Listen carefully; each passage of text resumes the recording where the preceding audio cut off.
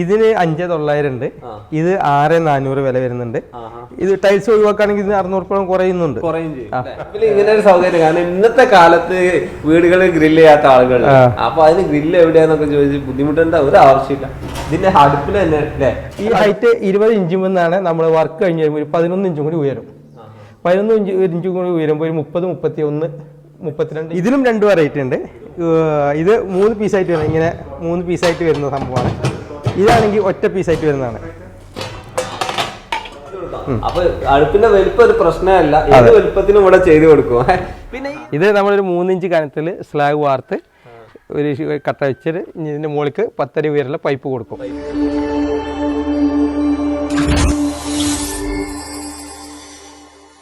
Hi friends, വീട് പണിയിൽ വളരെ പ്രധാനപ്പെട്ട ഒരു ഭാഗമാണല്ലോ കിച്ചണുകളുടെ നിർമ്മാണം അല്ലെങ്കിൽ അടുക്കളകളുടെ നിർമ്മാണം.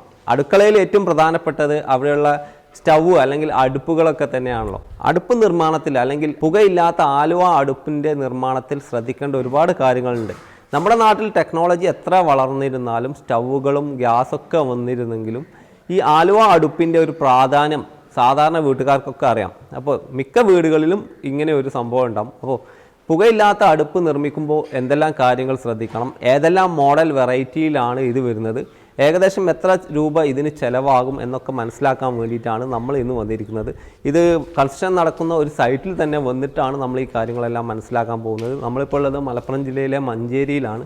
അപ്പോൾ ഇവിടെ ഒരു കൺസ്ട്രക്ഷൻ ഓൾറെഡി പ്രോഗ്രസ്സിലാണ്. നമുക്ക് ഇവിടുത്തെ കാര്യങ്ങളൊക്കെ ഇവിടുന്ന് ചോദിച്ചറിയാം. നമ്മുടെ കൂടെ ഉള്ളത് 25 വർഷത്തോളം ഇതുപോലുള്ള ആലുവ അടുപ്പുകൾ ഫിറ്റ് ചെയ്ത് എക്സ്പീരിയൻസ് ഉള്ള ഒരു കമ്പനിയുടെ ഡയറക്ടർ തന്നെയാണ്. ഇപ്പം നമ്മൾ നേരെ അയാളെ തന്നെയാണ് ഇത് പരിചയപ്പെടുത്താൻ കൊണ്ടുവന്നിരിക്കുന്നത്. കേരള സ്റ്റോറിന്റെ അംസക്കയാണ് നമുക്ക് ഈ കാര്യങ്ങളെല്ലാം ഡീറ്റെയിൽ ആയിട്ട് പറഞ്ഞുതരാം. കാരണം എക്സ്പീരിയൻസ് ഇതിൽ വളരെ പ്രധാനപ്പെട്ടാണ് അല്ലേ? എക്സ്പീരിയൻസ് ഉള്ള ആൾക്കാരെ കൊണ്ട് വേണം ഇത് ചെയ്യിക്കാണ്. അതെ. ഏകദേശം എത്ര ബ്രാഞ്ചുകൾ ഉണ്ട് നിങ്ങൾക്ക്? പാലക്കാട് മലപ്പുറത്തായിട്ട് 9 ബ്രാഞ്ചുകൾ. 9 ബ്രാഞ്ചസ് ഉണ്ട് കേട്ടോ. നമ്മൾ ഈ ആലുവ അടുപ്പ് എന്നുള്ള ഒരു കൺസെപ്റ്റ് അത് മാത്രമല്ല, ഒരുപാട് ഐറ്റംസ് ഇല്ലേ, വീട് പണിക്ക് ആവശ്യമുള്ള ഒരുപാട് പ്രൊഡക്റ്റ് ഉണ്ട്. ഇപ്പൊ അതിലേക്ക് പോകില്ല, നമ്മൾ ആദ്യം അടുപ്പിന്റെ കാര്യത്തിലേക്ക് പോകാം. ഒരാളിപ്പോ ഇതുപോലുള്ള ഒരു ആലുവ അടുപ്പ് വെക്കുകയാണെങ്കിൽ ബേസിക് ആയിട്ട് എന്താണ് ശ്രദ്ധിക്കേണ്ടത്? ഫസ്റ്റിൽ ശ്രദ്ധിക്കേണ്ടത്, നമ്മൾ ഒരു അടുപ്പ് ഫിറ്റ് ആക്കുമ്പോൾ ഈ തറ കിട്ടും. തറ എന്ന് പറഞ്ഞാൽ സ്ലാബ്. ഈ സ്ലാബ് നമ്മൾ ശ്രദ്ധിക്കേണ്ട കാര്യം ഒരു നമ്മൾ ഫ്ലോർ വർക്ക് കഴിഞ്ഞിട്ട് ഫ്ലോർ വർക്കിന് മുതൽ ഒരു 20 ഇഞ്ച് ഉയരാണ് ഇതിലേക്ക് വേണ്ടത്. ഈ ഹൈറ്റ് 20 ഇഞ്ചും എന്നാണ് നമ്മൾ വർക്ക് കഴിഞ്ഞ് വരുമ്പോൾ ഒരു 11 ഇഞ്ചും കൂടി ഉയരും. 11 ഇഞ്ചും കൂടി ഉയരുമ്പോൾ ഒരു 30, 31, 32 ഇഞ്ചിൻ്റെ ഉള്ളിൽ ആവറേജ് ലെവലിൽ നിൽക്കും. അതാണ് നമുക്ക് വർക്ക് ചെയ്യാൻ ഏറ്റവും കംഫർട്ടായിട്ടുള്ള ഒരു അടുപ്പിൻ്റെ ഹൈറ്റ് എന്ന് പറയുന്നത്. ഇതിൽ ശ്രദ്ധിക്കേണ്ടത് ഒരു 4 അടി നീളവും ഒരു 3 അടി വീതി. ഇതാണ് ഈ ഒരു അടുപ്പിന്, സാധാരണ ഒരു ആലുവ അടുപ്പിന് വേണ്ട നീളം. 48 ഇഞ്ച്. 48 ഇഞ്ച്. നമ്മൾ മീറ്ററുകൾ പറയുകയാണെങ്കിൽ 1.20 വേണം മിനിമം അല്ലേ? അതെ അതെ, മിനിമം അതാണ് കറക്റ്റ് പ്രൊപ്പോർഷൻ. വീതി ഒരു 3 അടി പാകമാണ്. ഞാൻ ഒരു 2-3 ഇഞ്ച് കുറഞ്ഞാലും കുഴപ്പമൊന്നുമില്ല. എന്ന് വെച്ചാൽ 90 സെന്റിമീറ്റർ മുതൽ ഒരു 75 90 സെന്റിമീറ്ററിന്റെ ഇടയ്ക്ക് ഉപയോഗിക്കാം. ഇതിൽ ശ്രദ്ധിക്കേണ്ട ഒരു കാര്യം എന്താ വെച്ചാൽ, ചിലപ്പോൾ ചില സ്ഥാനങ്ങളിൽ നമ്മൾ അടുപ്പ് വെക്കുമ്പോൾ നേരെ ഡയറക്റ്റ് ഫ്രണ്ടിക്ക് കുഴൽ കൊടുക്കാൻ പറ്റിയില്ലെങ്കിൽ സൈഡിക്കാണ് കൊടുക്കുന്നതെങ്കിൽ നോക്കേണ്ട കാര്യം കുറച്ച് വീതി 3 അടി എപ്പോഴും നിർബന്ധമാണ്.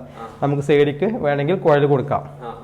ഇത് നേരെ ഡയറക്റ്റ് 3 അടി കൊടുക്കുന്നതുകൊണ്ട് വീതി കുറവുള്ള സ്ഥലങ്ങളിൽ പൈപ്പ് ഡയറക്റ്റ് ആയിട്ട് തന്നെ കൊടുക്കാം. ഇതേമാതിരി ഇതിന്റെ ഫ്രണ്ട് വിട്ട് പൈപ്പ് കൊടുക്കാൻ പറ്റും. പല ആൾക്കാരും നേരിടുന്ന ഒരു പ്രശ്നമാണ്, നമ്മൾ അടുപ്പ് ഉണ്ടാക്കുക, നേരെ ഫിറ്റ് ചെയ്യാം, കഴിഞ്ഞു, പിന്നെ പുക ഉള്ളിലായിരിക്കും, പിന്നെ ആരും ഇത് ഉപയോഗിക്കില്ല. അത് അങ്ങനെ വരാനുള്ളൊരു ചാൻസ് എങ്ങനെയാണ് സംഭവിക്കുന്നത്? ഇതില് 100% നമ്മൾ പുക പോകുമെന്ന് ഒരിക്കലും വിചാരിക്കാൻ പാടില്ല. കാരണം സ്റ്റെവ് പോലെയാണെങ്കിൽ നമുക്ക് ഓഫ് ആക്കിയിട്ട് പോവാം. ഇതിലാകുമ്പോൾ നമുക്ക് വെള്ളം തിളച്ചോ നമ്മൾ കുടുക്കം എടുത്തു വെച്ച് കഴിഞ്ഞാൽ അപ്പോഴും ഇത് കത്തിയും കൊണ്ടിരിക്കും, നമുക്ക് ഓഫാക്കാൻ കഴിയില്ല. അങ്ങനെ ഒരു 5% പുക വീടിൻ്റെ അകത്തേക്ക് വരാറുണ്ട്. ഇത് 95% പുക പുറത്തേക്ക് പോവുള്ളൂ. ഒരിക്കലും 100% എന്ന് ഒരിക്കലും വിചാരിക്കാൻ പാടില്ല. പിന്നെ ചിമ്മിനി ഉണ്ടാകുന്നത് എപ്പോഴും നല്ലതാണ്. ഇതിൽ വേറെ കാര്യം, നമ്മൾ മുമ്പ് ഒരു വീഡിയോ ചെയ്തിരുന്നു ഈ ഒരു സംഭവമായിട്ട് ബന്ധപ്പെട്ട്. ആ ടൈമിൽ ആളുകൾ ചോദിച്ചതാണ് ഇതിന് എത്ര ഡിസ്റ്റൻസിൽ ഇത് ഉണ്ടാക്കണം, ഇത് ഇങ്ങോട്ട് ചെരിച്ചു കൊടുക്കണമെന്നൊക്കെ. എന്താണ് അതിന്റെ ഒരു സിസ്റ്റം? ചെരുവ് നിർബന്ധമല്ല, പക്ഷെ ഉണ്ടാകുന്നല്ല ഒരു 6 അടി 7 അടി ഹൈറ്റിൽ നമ്മൾ ഒരു ചിമ്മിനി ഉണ്ടാവണം. അതിന്റെ ലെവൽ. അതെ അതെ, അത് മതി വേണമെന്നില്ല. കാരണം അതിന് മാത്രം ഇത് ഇവിടുന്ന് ഇങ്ങോട്ടാണ് പുക പൊങ്ങുക, കൂടുതലും ഇങ്ങോട്ടൊന്നും വരില്ല. പിന്നെ നോക്കേണ്ട ഒരു കാര്യം, എപ്പോഴും വായു സഞ്ചാരമുള്ള റൂമിലായിരിക്കണം നമ്മളിത് അടുപ്പുണ്ടാക്കണത്. ഇല്ലെങ്കിൽ എന്താ വെച്ചാൽ വായു സഞ്ചാരം കുറവാണെങ്കിൽ ഉള്ള വായു എവിടുന്ന എനിക്ക് അവിടേക്ക് തന്നെ മറ്റേ തീയിന്റെ കനൽ വലിച്ചുകൊണ്ടിരിക്കും. അപ്പൊ അതിന് കൂടെ പുക ഇങ്ങോട്ട് കത്തുന്ന കുറച്ച് ബുദ്ധിമുട്ടായിരിക്കും. ആളുകൾ നേരിടുന്ന പ്രധാനപ്പെട്ട ചോദ്യം എന്താ വെച്ചാൽ ഇതിപ്പോ ഒന്നില് നമ്മള് തീ കത്തിക്കൊണ്ടിരിക്കുക, ഇതിൽ കൂടെ പുക പോലെ അകത്തേക്ക്. അതിന് ഉള്ളൊരു സംഭവം എന്താ വെച്ചാല് ഇതിന്റെ അടപ്പാണ്. ഇതിന് ഷട്ടർ ഉണ്ട്. ഷട്ടർ ലോക്ക് ചെയ്ത് കൊടുത്തിട്ട് വേണം ഇത് ചെയ്യാൻ. ഇത് സ്റ്റീലാണ്. ഇത് 2 mm തിക്നെസ്സുള്ള സ്റ്റീലാണ്.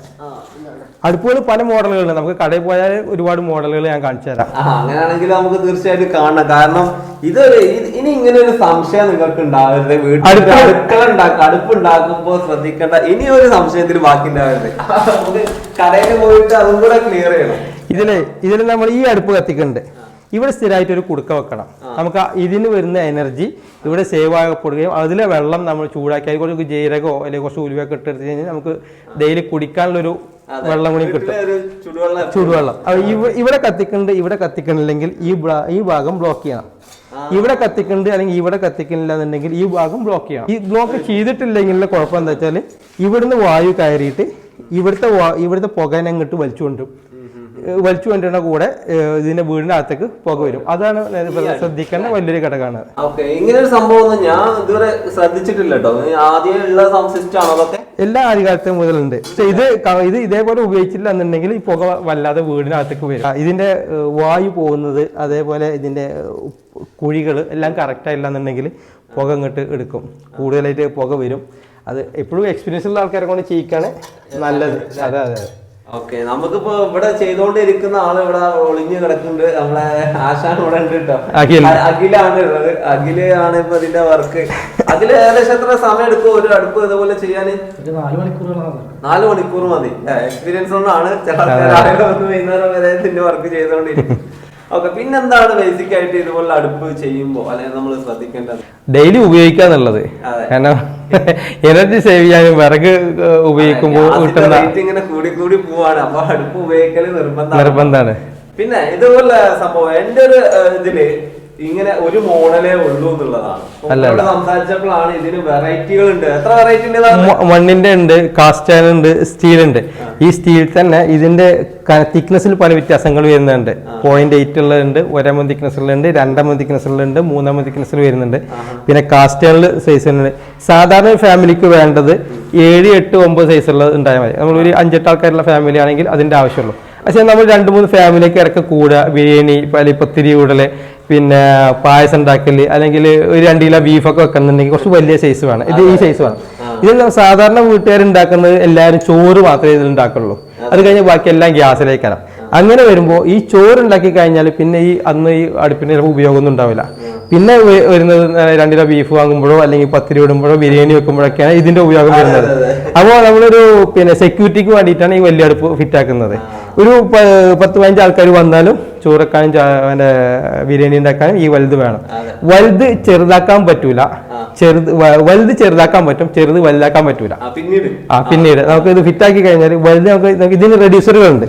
ഇതില് ശ്രദ്ധിക്കേണ്ടതെന്ന് വെച്ചാൽ നമ്മൾ ഇതിൽ അടഞ്ഞിരിക്കണം കുടുക്കുകൾ അടഞ്ഞിരുന്നിട്ടില്ല. ലൂസ് ആണെങ്കിൽ കുടുക്ക താഴേക്ക് ഇറങ്ങിപ്പോയി കഴിഞ്ഞാൽ കത്തൊരു കംഫർട്ട് ആവില്ല.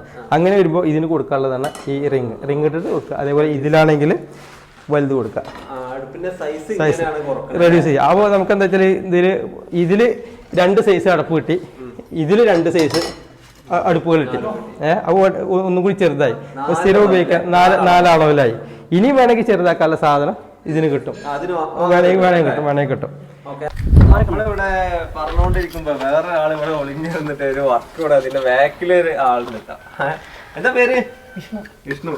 അപ്പൊ ഇവിടെ ബാക്കില് ശരിക്കും എന്താ ഈ ബാക്കിലുള്ള പ്രോസസ്? ഇതാണ് അടുപ്പിന്റെ പോക്കോയിൽ പോകുന്നത്.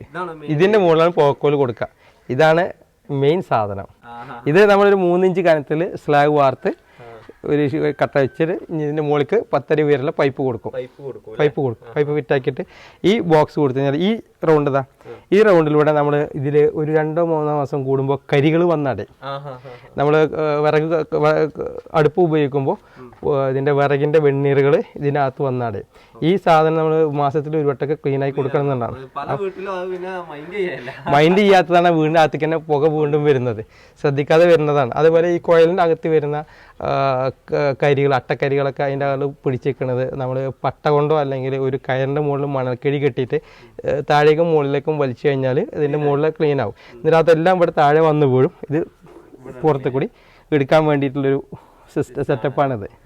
അപ്പോൾ ഒന്നും ചെറുതാവും. ഒരുപാട് കാര്യങ്ങൾ കണ്ടിന്യൂസ് ആയിട്ട് ഇങ്ങനെ പറഞ്ഞു. അപ്പോൾ കുറേയൊക്കെ നിങ്ങൾക്ക് മനസ്സിലായിട്ടുണ്ടാവും. ഇനി മെയിൻ ആയിട്ട് അറിയണ്ടേ ഇതിന്റെ വെറൈറ്റി മോഡലുകൾ നിങ്ങൾ കാണിച്ചു തരണം. അത് നമുക്ക് ഷോപ്പിൽ നിന്നാണ്. നമുക്ക് ഷോപ്പിൽ അവിടെ അടുത്ത് തന്നെ മഞ്ചേരി രാജീവ് ഗാന്ധി ബൈപ്പാസിൽ കേരള സ്റ്റോർ നമുക്ക് അവിടെ ഒന്ന് പോയി നോക്കാം.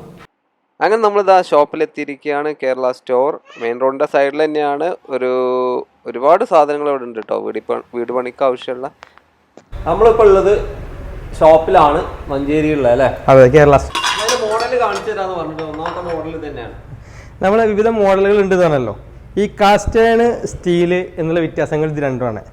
കാസ്റ്റ് അയൺ എന്ന് പറയുമ്പോൾ ഇരുമ്പ്, സാധാരണ ഇരുമ്പ് ഉരുക്കി ഒഴിച്ചിട്ട് വരുന്നതാണ് കാസ്റ്റ് അയൺ. സാധാരണ ഇരുമ്പാണെങ്കിൽ ഉരുക്കി കഴിഞ്ഞ് കഴിഞ്ഞാൽ പെട്ടെന്ന് തണുപ്പിച്ച് കഴിഞ്ഞാൽ ഇരുമ്പാവും, തുരുമ്പ് കുടിക്കും, വളയും. കാസ്റ്റ് അയൺ ആകുമ്പോൾ സാവധാനേ തണുപ്പിക്കുള്ളൂ, പൊട്ടും, തുരുമ്പ് പിടിക്കൂല. അതാണ് കാസ്റ്റ് അയൺ ഇരുമ്പ് തമ്മിൽ വ്യത്യാസമില്ല. ഇല്ല, തുരുമ്പ് പിടിക്കൂല. ഇതാണ് സാധാരണ ഫാമിലിക്ക് വേണ്ട സൈസ്. 7, 8, 9 നിറങ്ങുന്ന സൈസ്. ഇത് സാധാരണ ചെറിയ ഫാമിലിക്ക് വേണ്ടതാണ്. ഇത് 3 പീസാണ്. ഇത് വർഷം ഒരു 10 വർഷമായിട്ടുള്ള ഡിസൈനാണ്. ഇതിന് ശേഷം ഒരു 10 വർഷത്തോളമായിട്ടുള്ള ഡിസൈനാണ് ഇത്. ഒറ്റ ഷീറ്റായിട്ട് തന്നെ. ഈ അടുപ്പിന് ഒരു കംപ്ലൈൻറ്റ് വരാൻ സാധ്യതയുള്ളതിൽ ഈ സിംഗിൾ ആയിട്ടുള്ള അടുപ്പുകൾ ഇങ്ങനെ അടരുന്ന സ്വഭാവം ഉണ്ടാകുന്നുണ്ട്. നന്നായിട്ട് കത്തിക്കുന്ന സമയത്ത് അല്ലെങ്കിൽ ഇതിങ്ങനെ പൊള്ളച്ച് വരും. ഒറ്റ ഷീറ്റാകുമ്പോൾ അതിൻ്റെ കംപ്ലൈൻറ്റ് സാധ്യത വളരെ കുറവാണ്. ഇത് രണ്ടും ഒരു സൈസാണ്, പക്ഷേ ഇത് ഒറ്റ ഷീറ്റായിട്ടാണ് വരുന്നത്. ഇത് ഒറ്റ ഷീറ്റാണ്. ഇത് 3 പീസായിട്ടുള്ളതാണ്. ഇത് 7, 8, 9 സൈസിലെ രണ്ട് സെക്ഷനാണ്. ഇനി ഇതിൻ്റെ തന്നെ കുറച്ചും കൂടി ഒരു എക്സൽ ഫാമിലിക്ക്, അതായത് 10, 15 ആൾക്കാർക്ക് വേണ്ടിയിട്ട് നമ്മൾ ചോറ് വെക്കുകയാണെങ്കിൽ ഇതുപോലെ വലിയ സൈസ് എന്നാണ് 7, 9, 12. ഇതിലും 2 വെറൈറ്റി ഉണ്ട്. ഇത് 3 പീസായിട്ട് വരുന്നത്, ഇങ്ങനെ 3 പീസായിട്ട് വരുന്ന സംഭവമാണ്. ഇതാണെങ്കിൽ ഒറ്റ പീസായിട്ട് വരുന്നതാണ്.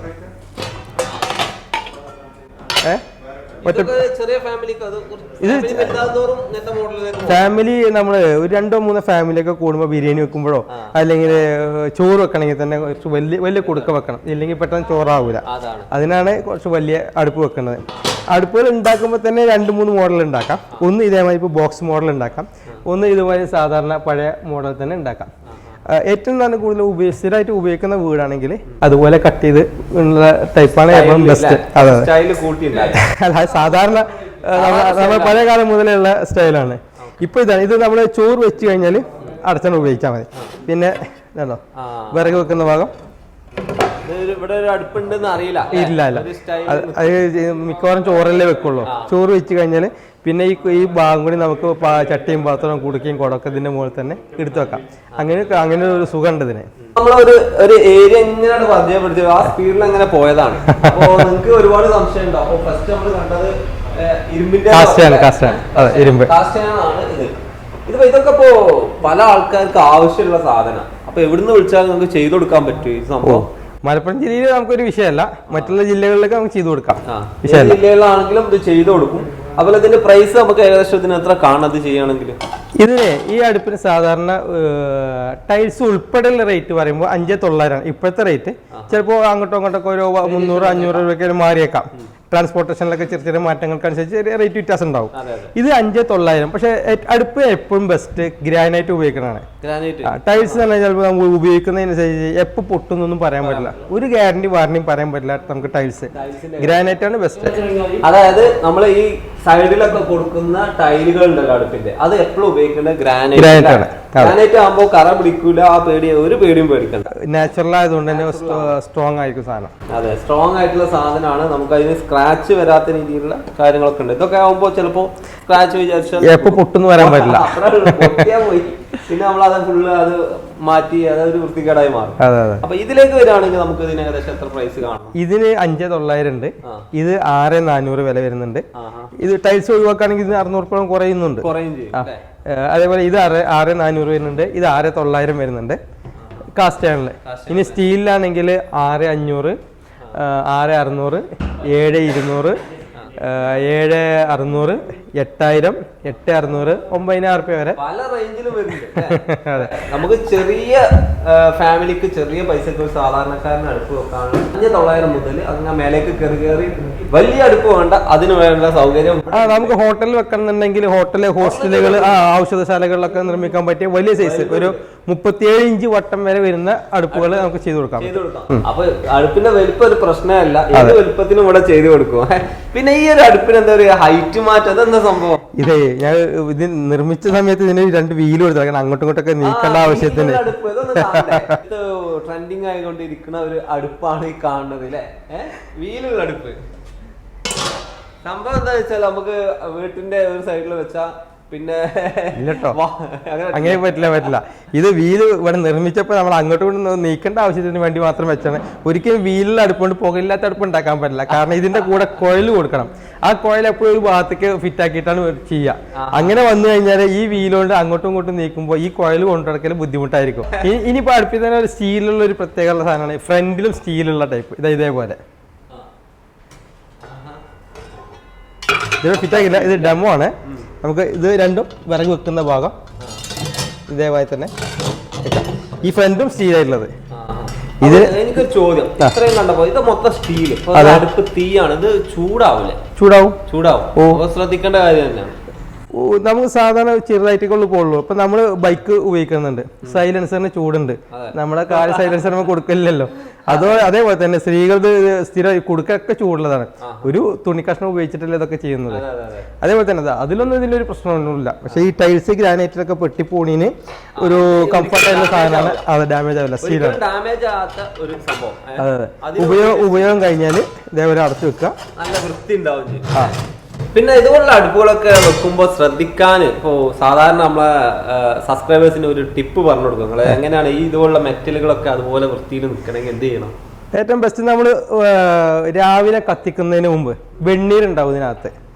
അടുപ്പിനകത്തുള്ള വെണ്ണീരുണ്ടെങ്കിൽ ആ വെണ്ണീർ നനഞ്ഞ തുണിയോട് തുടച്ചിട്ട് ഈ സ്റ്റീലിൻ്റെ മുകളിൽ കൂടി ഒന്ന് തുടച്ചു കൊടുത്തു കഴിഞ്ഞ് ഉപയോഗത്തിന് ശേഷം ഒന്ന് നൈസായിട്ട് തുടച്ചു കഴിഞ്ഞാൽ സുഖമായിട്ട് പോകും. ഇല്ലെങ്കിൽ ഫെയറിങ് കമ്പിച്ചണ്ടി ഒക്കെ ഇട്ടിട്ട് ആകെ വരച്ച് സ്ക്രാച്ച് ആയത് മാത്രമല്ല, ഇത് വൈകുന്നേരം തുടച്ച് വൃത്തിയാക്കാന്ന് പറഞ്ഞാൽ അതൊരു ഒരു യജ്ഞം തന്നെ ആയിരിക്കും. അത് മാത്രമല്ല നമ്മളെ വീടുകളിലൊക്കെ സ്ത്രീകൾ രാത്രിയാണ് ഇത് ക്ലീൻ ചെയ്യാം. സ്റ്റാർട്ടിങ് രാവിലെ തന്നെ തുടങ്ങണം. നമുക്ക് ബെഡ് കോഫി കിട്ടണമെങ്കിൽ രാവിലെ തന്നെ തുടങ്ങണ്ടേ. അടുപ്പ് ഉപയോഗിക്കുമ്പോൾ ഉള്ളൊരു കംഫർട്ടായിട്ടുള്ള ഒരു അടുപ്പാണ് ഇത്. ഏറ്റവും റീസണബിൾ റേറ്റ് അല്ലേ, ഇത് 2mm തിക്നെസ്സുള്ള സ്റ്റീലാട്ടോ. ചില സ്റ്റീലുകളിൽ സ്വഭാവമുണ്ട്, പൊള്ളക്കണ സ്വഭാവം ഉണ്ടാവലുണ്ട്. ഈ 2mm 3mm സ്റ്റീലാണെങ്കിൽ പൊള്ളക്കണ സ്വഭാവം ഇതുവരെ കണ്ടിട്ടില്ല. ഇതിൽ ഏറ്റവും ബെസ്റ്റ് എന്ന് പറയാൻ പറ്റുന്നത് ഇത് സാധാരണ 7-8 സൈസ് വരുന്ന സാധാരണ ഫാമിലിക്കാണ്. ഇതിൻ്റെ വലുതാണ് ഇത് 12 സൈസ് വരുന്നത്. ഇങ്ങനെ ഈ സൈഡിലുള്ള ഗ്രാനൈറ്റ് ഇട്ട് കഴിഞ്ഞാൽ നമ്മൾ ഇത് ഉപയോഗിക്കുമ്പോൾ ഇതേപോലെ അടപ്പ് വെച്ച് ഉപയോഗിക്കാം. നമുക്ക് ഉപയോഗം കഴിഞ്ഞാൽ അടച്ചു വെക്കാൻ സുഖമായിട്ട് അവിടെ ഇരുന്നോളും, നല്ല നീറ്റായിരിക്കും. ഇതിപ്പോ ഒരു 7600 റേറ്റ് വരുന്നത്. അതിലിപ്പോ ടൈൽസ് ഒഴിവാക്കുമ്പോൾ ഒരു 7000 റുപ്യ. അതിന്റെ കുറച്ചുകൂടി വലുതാണിത്, ഒരു 9000 റുപ്യ വരുന്നത്. ഇതും ഇതേമാതിരി ടൈൽസ് ഒക്കെ ഒഴിവാക്കുമ്പോൾ 8400 റേറ്റ് വരാം. ഇത് ഈ പറഞ്ഞ പോയിന്റുകളൊക്കെ വളരെ പ്രധാനപ്പെട്ട പോയിന്റാണ്. അതൊന്നും എല്ലാവരും ഒന്നും പറഞ്ഞു തരില്ല. നമ്മളെ ഇപ്പൊ ഈ വീഡിയോ കാണുന്ന ആൾക്കാർക്ക് അറിയാം, വീട്ടിലെ അടുക്കള എന്നൊക്കെ പറഞ്ഞാൽ എല്ലാവരും മോഡുലാർ കിച്ചൺ എന്ന് പറഞ്ഞിട്ട് അതിന്റെ ബാക്കിൽ പോവാം. നമ്മളും ചെയ്തിട്ടുണ്ട് വീഡിയോ ഒക്കെ.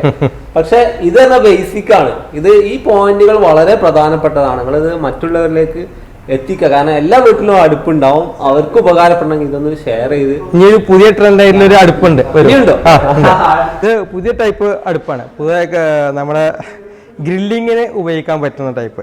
ഇത് നമ്മൾ സാധാരണ വിറക് ഇവിടെ വെക്കുന്നതോടൊപ്പം തന്നെ നമുക്ക് ഗ്രില്ല് ചെയ്യാൻ, മീനോ ചിക്കനൊക്കെ ചൂടാൻ പറ്റിയ ടൈപ്പ്.